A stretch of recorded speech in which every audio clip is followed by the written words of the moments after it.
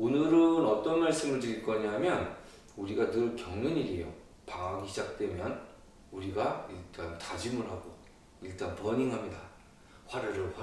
그리고 공부 열심히 하다가 어느 순간 약간 망각을 하죠. 그러면서 익숙한 생활에 젖어들고 그 다음에 갑자기 좌절을 합니다. 아, 내가 해이해졌구나. 자, 이렇게 이러한 패턴이 반복되는 것들 여러분들 많이 경험하시죠? 자, 이렇게 해이해지는 상황을 어떻게 잡을 수 있는지에 대해서 하나의 사례를 소개해 드리려고 합니다. 지금 소개해 드릴 사례는 그 미술 쪽에 지원을 하려고 하는 친구예요. 그리고 미술도 공부가 필요한 학교들이 좀 있죠. 일단 방학에 들어가면서 상담을 시작을 했고 여러 가지 계획을 세웠고 그리고 버닝하는 상태로 갑니다. 그런데 3주 정도 지나서 다시 상담을 했을 때 이 친구가 한 말이 있습니다. 선생님 저 해이해진 것 같아요. 이런 말을 하게 되겠죠. 자, 이런 것들을 바로 잡을 때 뭐 막 야 우와 이럴 수도 있잖아요. 사실은 여러 번 반복되는 상황에서 수동적으로 누군가에게 어떤 위협을 당했을 때 그것이 반복적인 어떤 대응이 될 수는 없습니다. 당연히 효과가 반감될 수밖에 없겠죠. 자, 그래서 이 친구한테는 감수성에 호소를 할 수 있는 방법을 서로 상의를 했습니다. 그래서 어떤 방법을 썼느냐면 이 친구가 가장 좋아하는 게 뭔지를 이야기를 했습니다.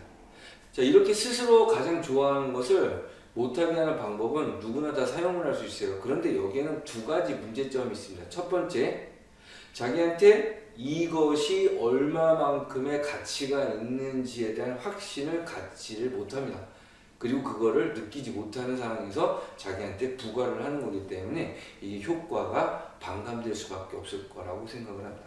자, 두 번째는 각인 효과예요. 각인 효과. 자기가 난 이거 안 할 거야 라고 이렇게 하는 건 사실상 어찌 보면 이제 보상심리 상황에 관련된 부분이잖아요. 그렇지만 이것이 정말 가치 있는 일인데 네가 그걸 못해라는 상황을 각인시켜준다면 그것의 효과는 조금 더 상승될 수 있다고 생각을 하거든요. 자, 그래서 이 두 가지 조건에 대한 것을 이 친구하고 같이 상의하면서 각인시키고 조금 더 부각시켰어요. 자, 그러면 어떤 식으로 그렇게 했는지에 대한 걸 말씀을 드릴게요. 자, 첫 번째로 가장 좋아하는 게 뭐야? 라고 이야기했을 때 많은 생각을 합니다. 자, 근데 이 친구가 미술하는 친구이기 때문에 그림 그리는 것이 가장 좋아하는 것이겠죠. 그림을 그리는 것을 중지시켜보는 건 어떨까라고 이야기를 했어요. 그랬더니 이 친구가 그렇게 괜찮을 것 같아요 라고 얘기를 했는데 이 친구가 선뜻 그렇게 얘기를 한다면 사실 이 그림 그리기 가치가 아직 이 친구한테 각인이 되지 않은 거예요. 자, 그래서 너는 그림을 어느 정도 그려? 그리고 그 그림을 그리는 게 얼마나 좋아?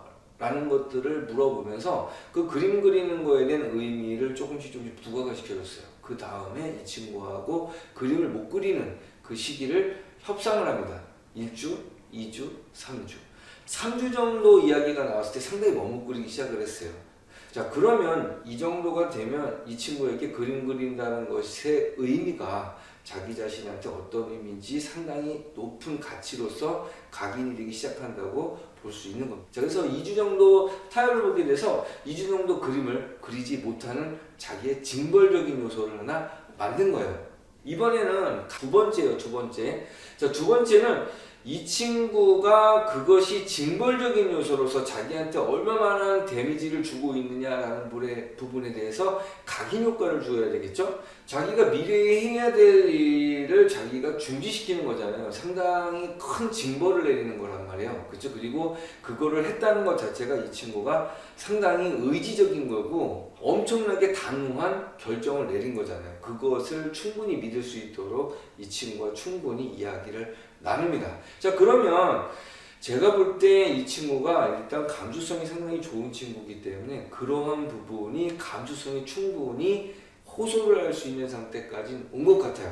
자, 반복적으로 자기가 해이해질 수 있는 상황이 올 수 있는 그런 상황에서 하나의 루틴을 가지고 그것에 대응할 수 있다면 사실 시간적인 요소도 세이브할 수 있고요. 그 다음에 감정적인 소모도 충분히 최소화할 수 있다고 생각을 합니다. 자, 지금까지 컨설턴트 홍이었습니다.